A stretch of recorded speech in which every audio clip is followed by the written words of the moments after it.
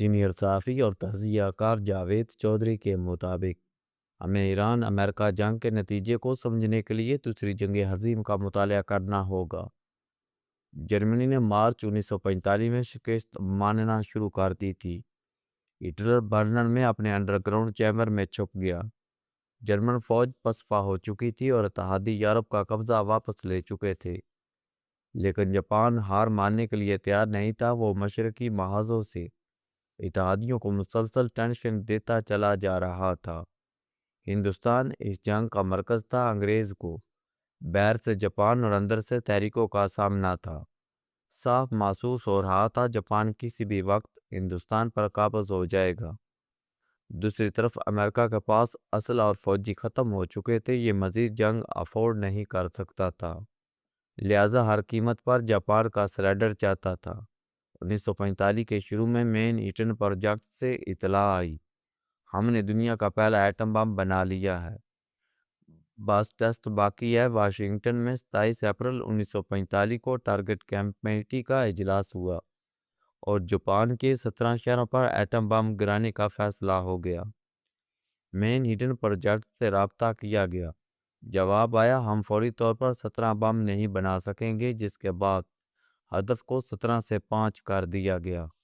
یہ فیصلہ ہوا۔ مین ہیٹن پروجیکٹ سے گرین سگنل ملتے ہی جاپان کے 5 شہروں ہیروشیما، کوکورا، یاکوہاما، نیگاتا اور کیوٹو پر بم گرا دیے جائیں گے۔ کیوٹو پر پہلا بم گرنا تھا، لیکن امریکہ کے سیکرٹری آف وار کو کیوٹو پر رحم آ گیا۔ کیوٹو جاپان کا پرانا دارالحکومت اور کلچرل سنٹر تھا۔ اگر یہ ختم ہو جاتا تو جاپانی کلچر کے قدیم آثار مٹ جاتے، لہذا امریکی وزیر جنگ نے کیوٹو کو فہرست سے نکال کر ناگاساکی شامل کر دیا۔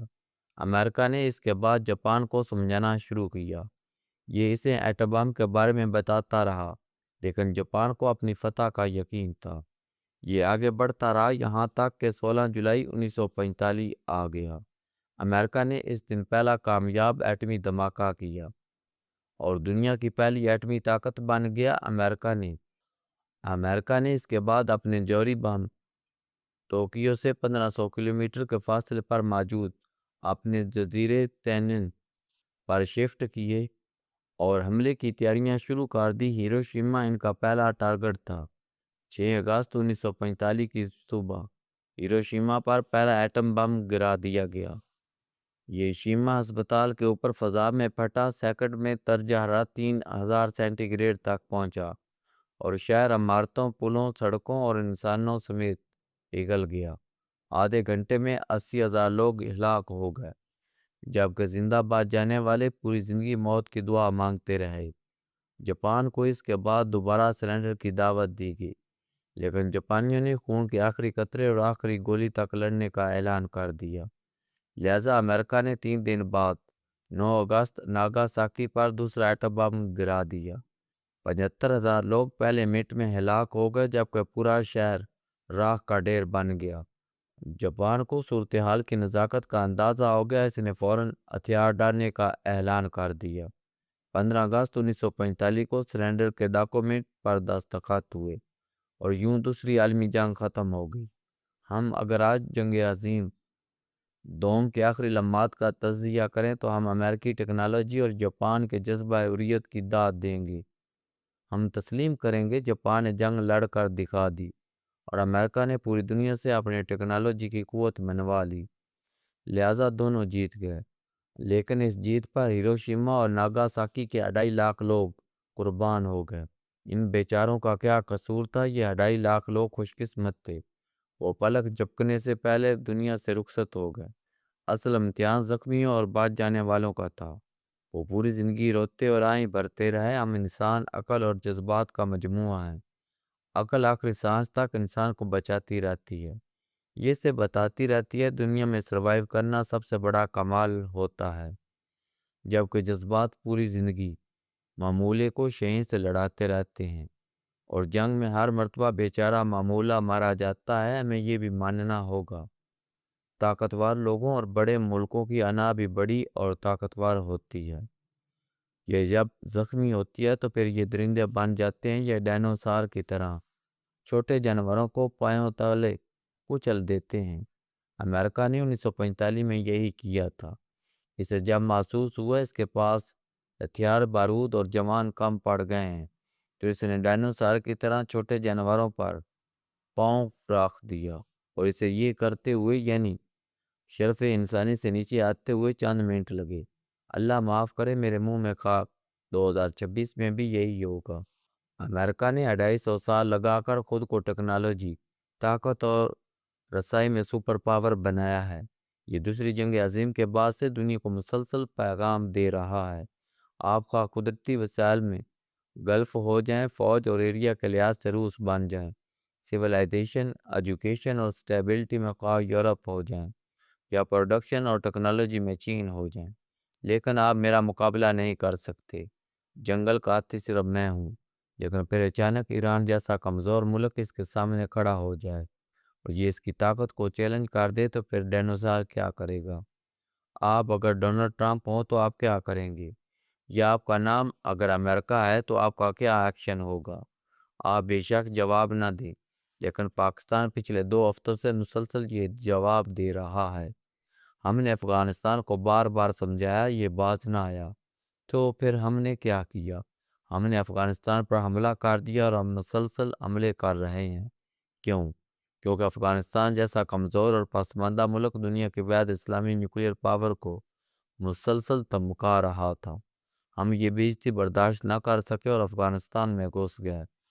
اگلا سوال یہ ہے، طالبان اگر اس کے باوجود سرنڈر نہیں کرتے، یہ باز نہیں آتے، تو کیا ہم چپ چاپ برداشت کریں گے؟ بالکل نہیں۔ ہم پھر ہیبت اللہ کو بھی ماریں گے اور پوری طالبان لیڈرشپ کا بھی کیما بنا دیں گے، خواہ اس کے لیے ہمیں پورے افغانستان کو کھنڈر کیوں نہ بنانا پڑ جائے۔ مگر ہم یہ کریں گے کیوں؟ کہ ہم اگر پیچھے ہٹتے ہیں تو ختم ہو جائیں گے۔ انڈیا اور طالبان پھر ہمارا برکس نکال دیں گے۔ امریکہ کی پوزیشن بھی یہی ہے۔ یہ دنیا کی واحد سپر پاور ہے، یہ اگر ایران سے ہار جاتا ہے تو یہ ختم ہو جائے گا۔ روس اور چین اس کے ٹکڑے کر دیں گے، لہذا امریکہ کے پاس ہارنے کا کوئی آپشن نہیں۔ ایران مکمل تباہی اس کی مجبوری ہے۔ آپ اس حقیقت کو انڈرسٹینڈ کریں۔ دوسرا، ایران اس جنگ میں ایک بڑی غلطی کر رہا ہے۔ یہ اربوں اسرائیل اور امریکہ کے میزائل کا ذخیرہ ختم کر رہا ہے۔ ایران $20,000 میں ڈرون بناتا ہے، اس کے پاس 80,000 تیار ڈرونز کھڑے ہیں۔ یہ انہیں عرب ملکوں اور اسرائیل کی طرف اڑا دیتا ہے۔ ایک ڈرون کو انٹرسیپٹ کرنے کے لیے 2 سے 3 انٹرسیپٹر چاہیے۔ ایک انٹرسیپٹر کی مالیت $4 ملین ہوتی ہے۔ گویا $20,000 کا ڈرون گرانے کے لیے $16 ملین خرچ ہوتے ہیں۔ امریکی وزیر خارجہ کے مطابق ایران مہینے میں 100 میزائل بنا سکتا ہے، جبکہ امریکہ مہینے میں صرف 6-7 انٹرسیپٹر بنا پا رہا ہے۔ دوسرا، ایران کے پاس 4 جنریشن کے میزائل ہیں، یہ بھی صرف جنریشن 1 اور 2 کے میزائل داغ رہا ہے، تاکہ اسرائیل، امریکہ اور عربوں کے میزائل کا ذخیرہ انٹرسیپٹ کے دوران ختم ہو جائے۔ یہ اس کے بعد جنریشن 3 اور 4 کے میزائل استعمال کرے گا اور گلف اور اسرائیل کو قبرستان بنا دے گا۔ جس جذباتی لحاظ سے بہت شاندار تکنیک ہے، ہمیں ایران کو داد دینی چاہیے، لیکن یہ عقلی لحاظ سے انتہائی خطرناک ہے۔ کیوں؟ کیونکہ یوں امریکہ کے پاس انٹرسیپٹر کا ذخیرہ کم ہوتا جائے گا۔ 1945 کی جاپان کی صورتحال اتنی ہی تیزی سے قریب آتی جائے گی۔ ایران پر ایٹمی حملے کا خطرہ اتنا ہی بڑھتا چلا جائے گا۔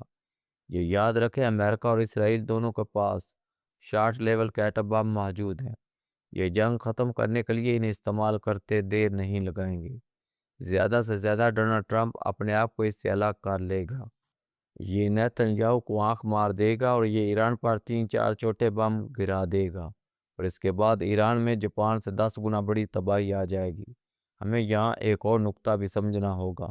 امریکہ اور جاپان کے درمیان وسیع فاصلہ ہے۔